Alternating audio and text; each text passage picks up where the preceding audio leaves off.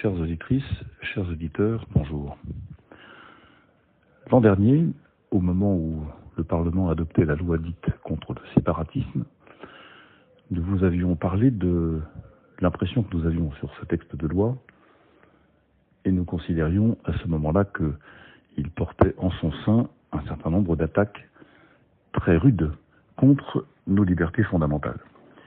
En particulier la liberté de l'éducation, puisque, comme vous l'avez certainement en tête,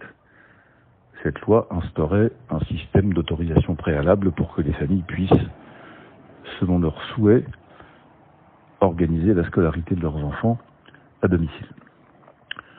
Nous avions alerté sur le fait que ce texte portait en germe la mainmise de l'État sur la liberté des familles, et il était à craindre qu'effectivement le nombre d'autorisations de scolarisation à domicile serait ainsi distribué au compte-gouttes. Eh bien, chères auditrices, chers auditeurs, malheureusement, nous avions raison, puisque nous recevons, comme sans doute quelques-uns d'entre vous, beaucoup d'alertes de la part de familles qui se voient refuser de manière massive, parfois presque systématique dans certaines académies, les autorisations de scolarisation à domicile. Nous sommes alertés sur ce point par notamment l'association qui s'appelle Liberté Éducation, et qui aide les 62 000 enfants et leurs familles qui sont directement concernés par cette scolarisation à la maison. Je vous parle de ce sujet aujourd'hui parce qu'il me paraît emblématique de nombreuses dérives qui affectent notre société.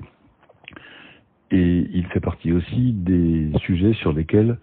nous devons nous mobiliser, que nous soyons directement concernés par cette question ou que nous ne le soyons pas. Ainsi, par exemple, je vais dès aujourd'hui solliciter les différents groupes parlementaires des deux assemblées, le Sénat et l'Assemblée nationale, pour faire en sorte qu'ils soient vigilants sur cette question et qu'ils puissent, par voie de questions d'actualité, de questions écrites ou d'amendements, modifier cette situation.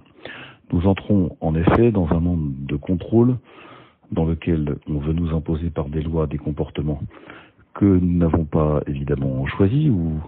qui ressortissent de ce que l'État considère comme ce qui est acceptable et ce qui n'est pas acceptable, et ça n'est pas le pays dans lequel nous avons envie de vivre. Donc je me permets de vous alerter aujourd'hui sur ce sujet pour vous inviter vous aussi à saisir vos parlementaires, à saisir vos soutiens, vos amis, pour faire en sorte que ce sujet évolue et que nos libertés soient défendues. Vous pourrez trouver sur notre site, dont les références apparaissent à l'écran, quelques documents et quelques articles qui vous permettront d'apprécier cette situation, et je vous remercie de faire ce que vous envisagez possible de faire pour soutenir ces familles qui ont besoin de notre aide, pour faire en sorte que nos libertés à tous, pas seulement la leur, puissent être défendues. Je vous viendrai bien entendu informer des suites de ces opérations, et je souhaite en tout cas, en d'autres noms à tous, un courage immense à toutes ces familles qui se battent aujourd'hui pour que leur liberté et celle de leurs enfants soient respectées et que le rôle éducateur de la famille soit davantage, mieux et parfaitement reconnu. Merci de votre attention. À vendredi prochain.